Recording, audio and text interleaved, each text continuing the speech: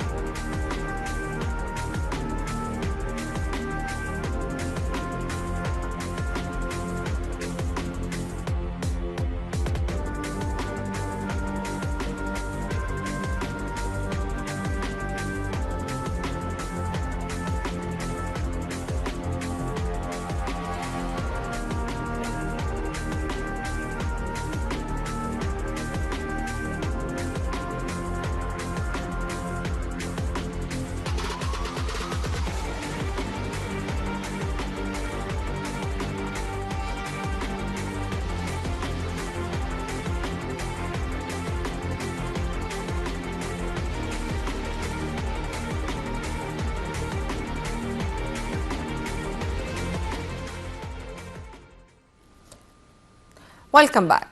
Last Sunday, President Abdel Fattah el-Sisi was in Nairobi, Kenya to participate in the 5th mid-year coordination meeting of the African Union, and he addressed the gathering twice, one for the climate change issues and repercussions, and to what extent Africa is really one of the most affected areas in the whole world from the climate change, despite the fact that we are the least to share in the CO2 emissions, and we are the least to be behind these catastrophic results of the climate change. And the second, it was regarding NEPAD. Well, Egypt is the president of the steering committee of NEPAD, the new partnership for Africa's developments, and we do have a very ambitious plan for Africa economically. We do have very ambitious plan to try to support our African states, brotherly states, to be accurate, to achieve sustainable development goals and to achieve or to have an integrated African economy. To shed more light on this and on the most important points which were stressed upon in the speech of President Abdel Fattah al-Sisi in this important African gathering, we are very much delighted to have with us via phone Engineer Hassan Shaaban, our economic expert and specialist, and also he is the former vice president of the Farmers Syndicate. Thank you very much for being with us, sir, and a very good evening first. Hello? Hello? Engineer Shaaban, can you hear me? Hello? Hello? Well, I'm sorry, it seems that we do have some technical difficulties here, but we are going to try to have Engineer Hassan Shaaban once again via phone. As I was speaking about the important participation of President Abdel Fattah al-Sisi in the EU gathering which took place in Nairobi, Kenya. The President addressed the gathering because Egypt presides over the steering committee of NEPAD for 2 years, 2023 and 2024, and we do have 5 points to be tackled in this regard. I think we have once again Engineer Shaaban via phone. A very good evening to you, sir. Good evening to you. Sir, as I was speaking about the NEPAD gathering, it's very important, and when we say that Egypt is presiding over the steering committee of NEPAD for 2 years, and we do have very important points, or as I'm always saying, that ambitious plans for Africa. We are to continue what we have started long ago. And when it comes to recent history, at least we are going to continue what we have started in 2019 when Egypt was the chairperson of the African Union. Let's tackle, if you permit me, the important points of the President during this gathering, starting with a speedy completion of the second 10-year plan for the African Development Agenda 2024-2034, as regarding the lessons we have learned during the first 10-year plan, and to stress that we have taken this into account. If you please elaborate on that. Well, you know, we accumulated a lot of experience during the our president was heading the African organization. We are a member, Egypt is a member in a number of African organizations, the COMESA, NEPAD, a number of organizations. And it's about time to utilize our experience to the benefit of the continent, meaning we need to have a closer look at our relations, economical relation, with our neighboring African countries, and have a plan to, encourage the bilateral trade relations, economical relations, enhance the resources of these African countries, and utilize it to the benefit of these countries. Egypt is a leading country in this respect, and we used to help our African friends, and it's about time actually to put it really in a final form.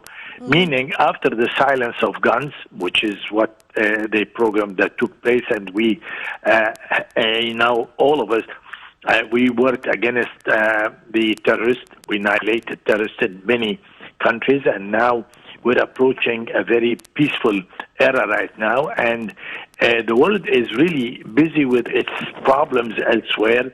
I think Africa will have to depend on itself and in its the coming resources. year. To continue on what you have just mentioned, sir, let's move to the second point of Egypt Plan for Africa. Mobilizing financial resources for infrastructure within the framework of the African Infrastructure Development Program, including the navigation link project between the Mediterranean Sea and Lake Victoria, the land road linking Cairo and Cape Town. Actually, I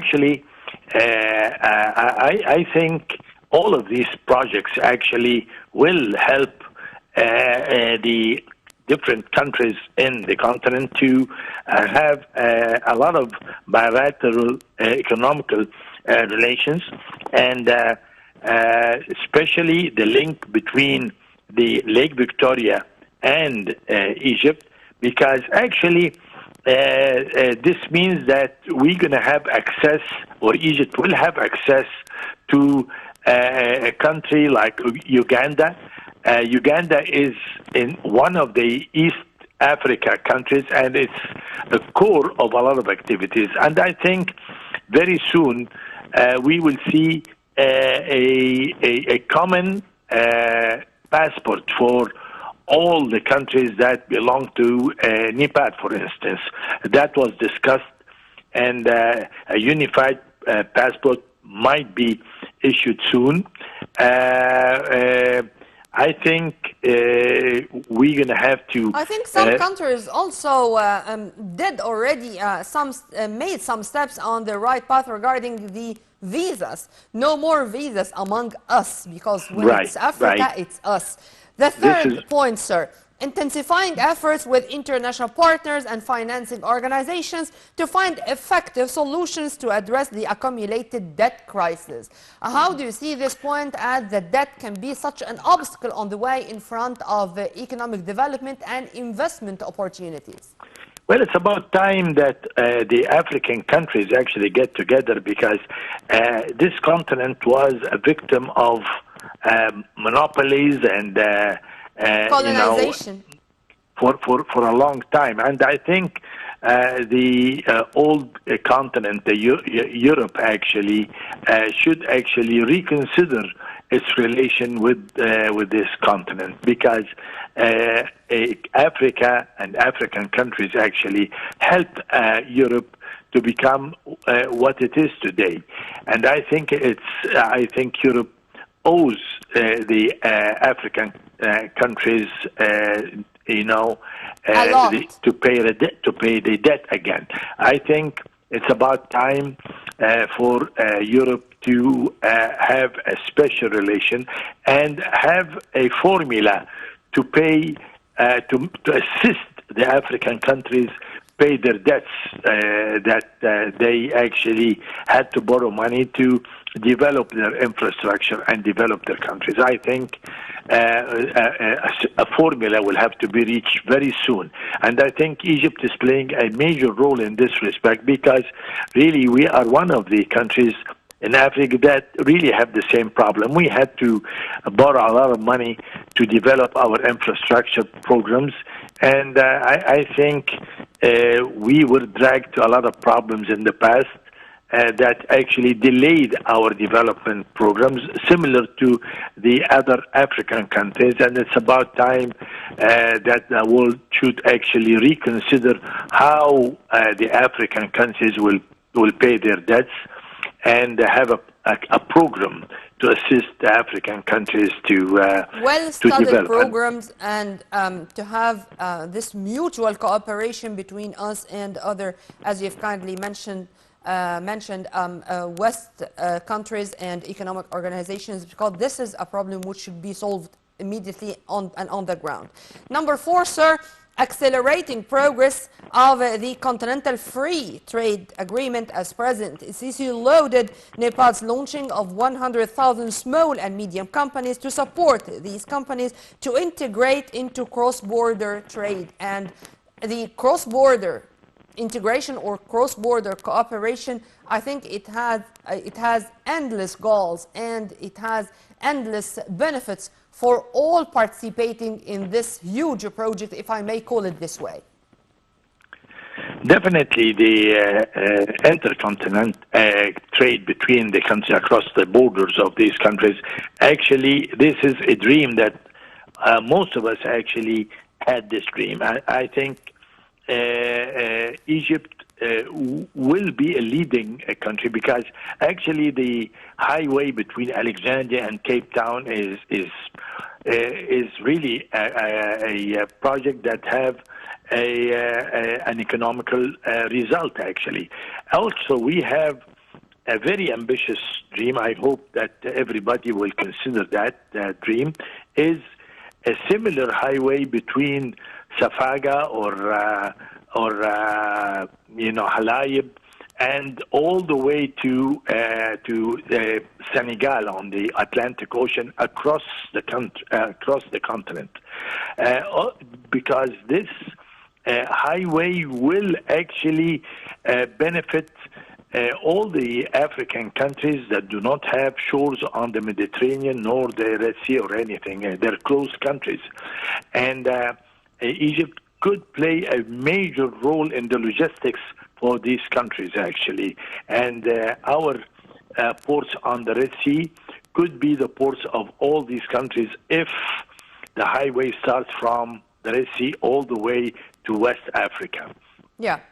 Number 5, sir, mobilizing for the tripartite program for peace, security, and development, which shares its objectives with post-conflict reconstruction and development, which I supervise at the level of the African continent. This was the 5th main point of the president's speech in the meeting or the gathering concerning Nepal. How do you see this word tripartite program, including peace, security, and development? I think they cannot be separated. Well, actually, way back then, I think President Sisi actually invited the African countries to form a unified military force to secure peace in the north part of the continent, north of the equator, actually. And I think we should actually again emphasize this idea, because I think these African countries could form this force, and this force will be in a position to annihilate all the terrorist activities in the area, because no matter what we do, we require peace and stability in order to achieve our sustainable development projects, actually. Sir, I should see the opportunity having you via phone regarding another important issue far from the NEPAD gathering. The Golden Triangle Economic Zone receives offers to establish new fertilizer complexes, because I was honored to have you more than once, and we talked about the fertilizers issue, and it was such a vital issue regarding our agricultural arena. Well, it was said by Mr. Adel Saeed, the chairperson of the General Authority of the Golden Triangle Economic Zone. Recently, Egypt received 3 offers to establish several new complexes in the Golden Triangle, and he revealed that the combined offers have an estimated investment value of $1.6 billion from local and international investors. How do you see this, sir, and how do you see this as a step? Huge or only moderate or medium-sized, if I may say, step in a long way, because we need a lot of such projects to be implemented that soon to be able to boost our agricultural arena? Well, definitely this is a move in the right direction. We required really this fertilizer complex, and I think this should be one of more than 3-4 of these projects, because we have the resources to produce fertilizer, and I think this will help us and will help other African countries in really achieving the sustainable development in the field of agriculture, agro activities. I think this is an excellent move, and hopefully there will be other projects similar to that, because we require a number of projects in this respect. Engineer Hassan Sha'ban, our economic expert, thank you very much for your input, sir, and have a very good night. Thank you. Before we leave, located in the Red Sea Governorate, the Golden Triangle is considered one of Egypt's richest mining areas, spanning across Safaga, Al Qusayr, and Qina. The government previously estimated that the area accounts for around 75% of the country's mining minerals, including minerals used in the manufacturing of fertilizers.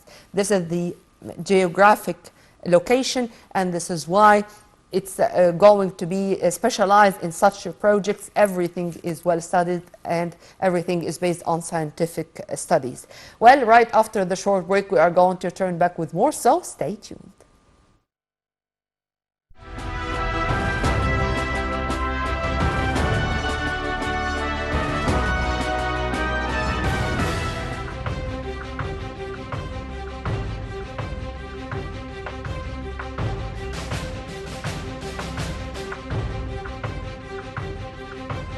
نحن لدينا مصير مشترك.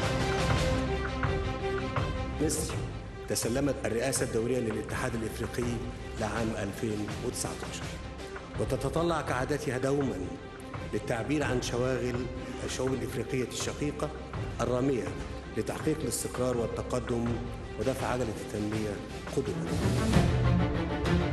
إذا كنتم ترغبون في تغيير وجه القارة الأفريقية، فالاتحاد الإفريقي كقيادة تستطيع أن تعمل وتدرس بشكل مركزي لمشروع عملاق لبناء بنية أساسية على مستوى القارة. أنا أتصور أن الأمن والاستقرار استثمار. إذا لم تستقر هذه القارة والأمن فيها بمعدلاته عالية، هذا الأمر سينعكس بالسلب علينا كلنا.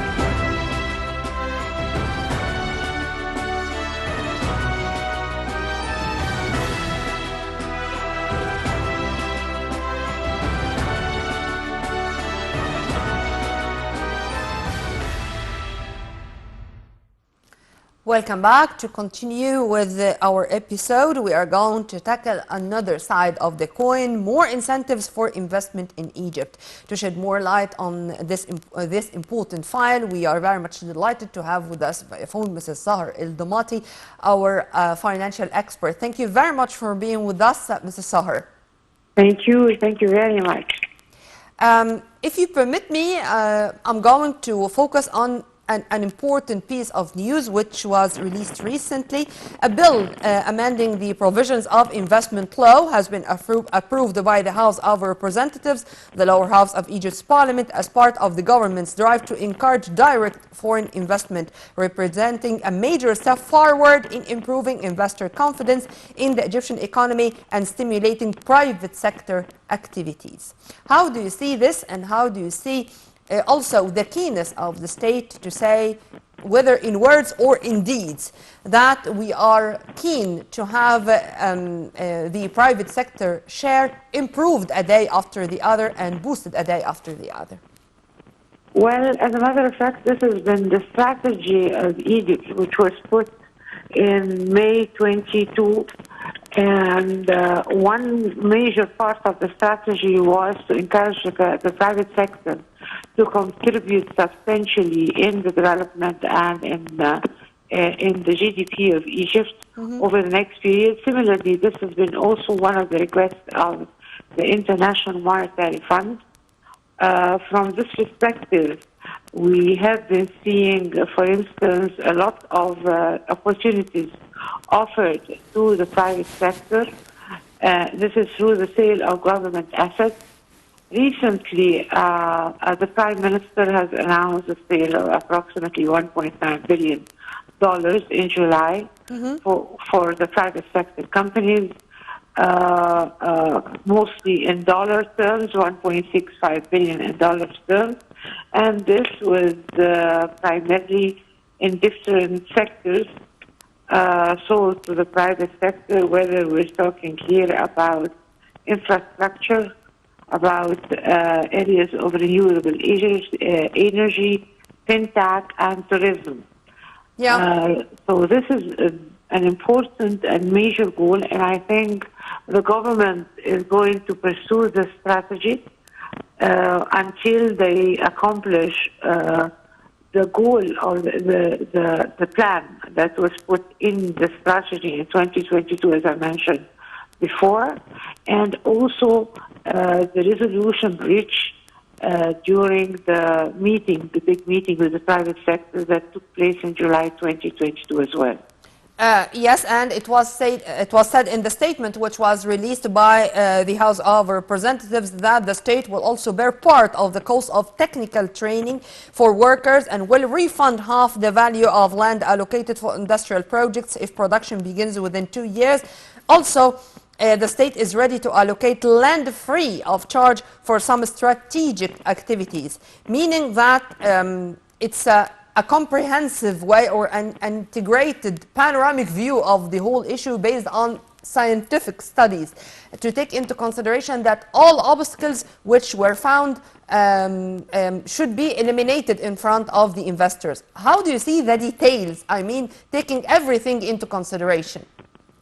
Well, this is very important because if you want to increase the GDP for the next period, you need to encourage three important factors. Of course, investment, whether by foreign companies or Egyptian investors. This is number one and very important. Number two, increase the industrial base of Egypt. Third, work on import substitution in order to decrease the bill of importation and improve the balance of trade. That is a very important goal for the government. So these are three areas of strategic importance, and to do that, the government has put in place that they will be acting, public sector and private sector companies or government companies, putting it this way, will be competitive, will act on the same competition basis with the private sector company. So there will be nothing special for the government companies relative to the private company. And this is very, very important principle that was put during the last meetings, and that was announced by the Prime Minister recently. Amen to that. And to add to what you have just said, because this coming point is very important regarding what we called before centralization.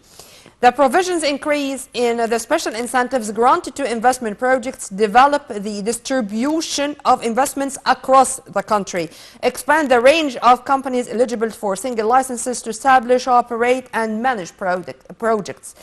Meaning that no more centralization, that these incentives are going to be distributed in a fair and just way, no more marginalization of any place, whether in Upper Egypt, in the remote areas. Every single opportunity is going to be there. Every entrepreneur or startup is going to find his way. How do you see also this as a way to encourage the youth in specific and women in specific, because empowering youth and women is one of our targets, to start their even micro project and to see or to feel that the state is here beside him or her? Well, listen, at the very end, all of these projects, all of these investment projects, whenever they take place, this will lead to decrease of unemployment. It will offer special opportunities for the youth graduating every year.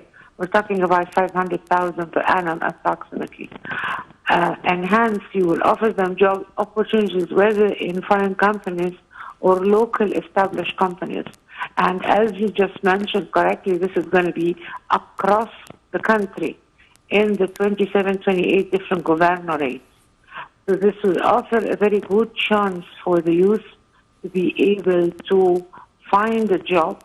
This will increase the employment opportunity, and at the very end, it would lead to the increase in GDP. Inshallah. Well, Mrs. Sahar Al-Damati, our financial expert, thank you very much for your input. Have a very good night. Thank you. Good night. Right, after the short break, we're going to return back once again. Stay tuned.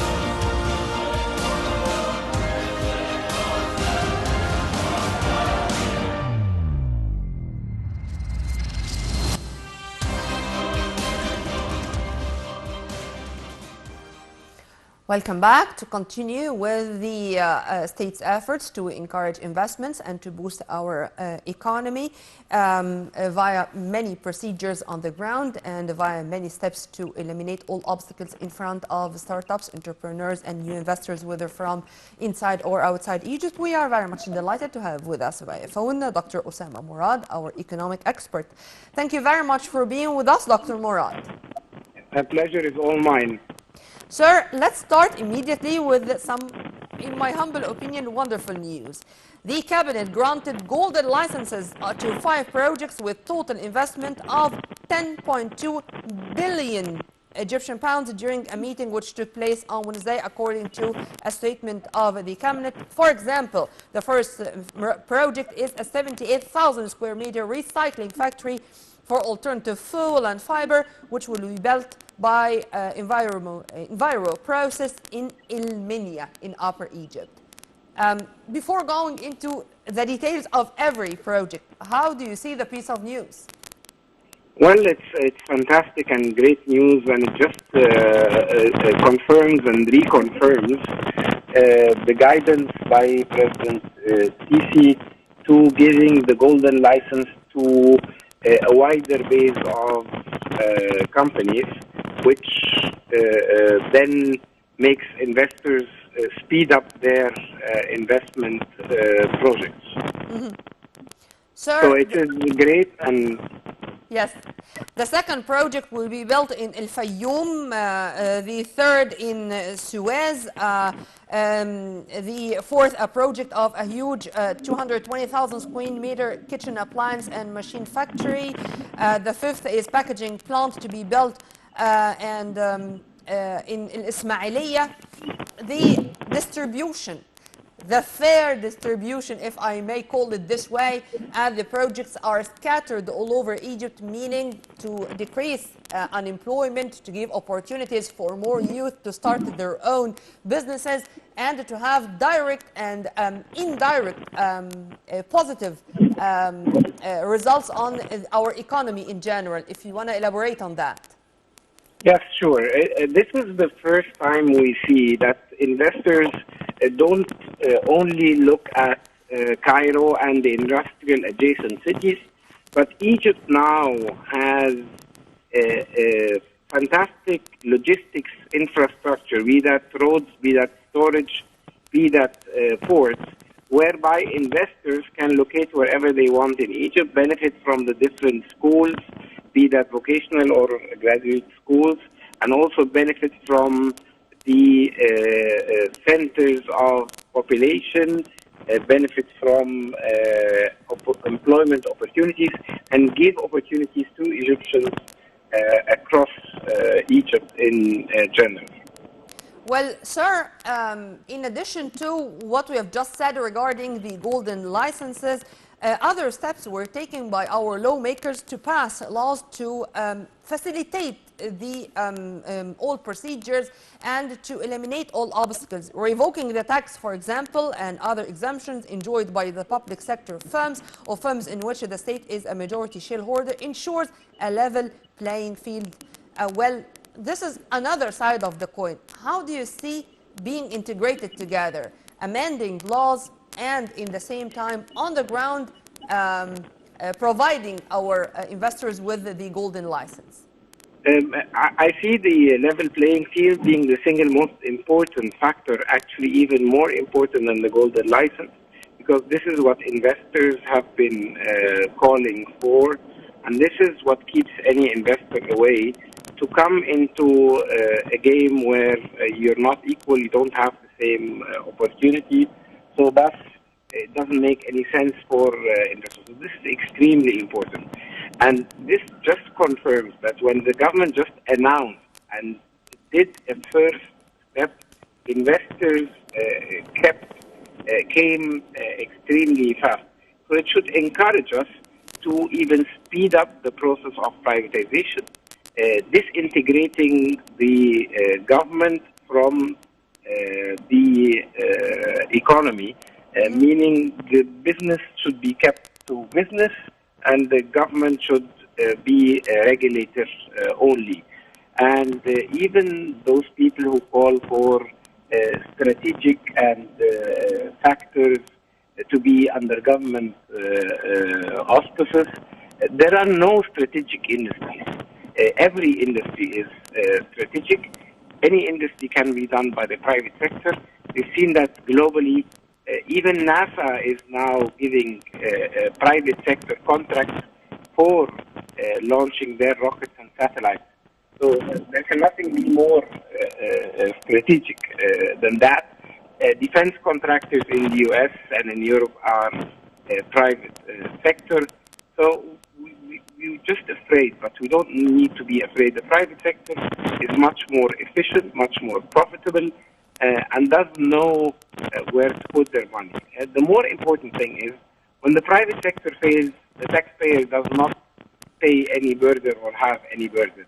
And that's contrary to the government. When the government invests and is not successful, actually it's the people who bear the loss directly or indirectly.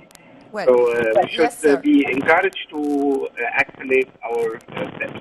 One final question, Dr. Murad, regarding the new horizons of investments, the new fields. Now it's normal to listen or to read about new projects in the field of renewable energy, for example, green hydrogen, blue economy, new horizons, new fields, and this is to open the way or to open the gate or to reach New Egypt, the new Republic 2030.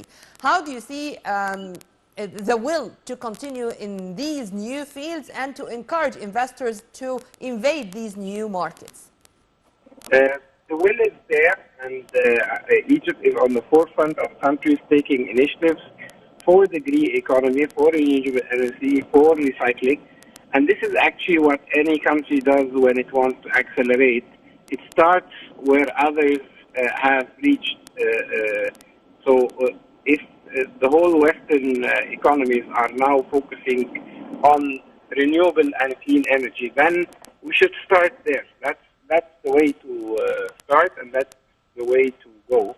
And this is actually an extremely good point we are focusing on. Well, Dr. Osama Murad, our economic expert, thank you very much for your input, sir, and have a very good night. Many thanks to you. Thank you. Thank you, sir. By this we come to the end of our episode, but we do have a lot to speak about regarding our economy and regarding the changes and challenges we are facing. But we are going to leave with a promise to see you again same time on Nile TV International in another episode of Money Means Business. But before we go, I'm going to leave you with the most important economic events which took place in the past 7 days. With all my love, this was Nirmeen Abdurrahman.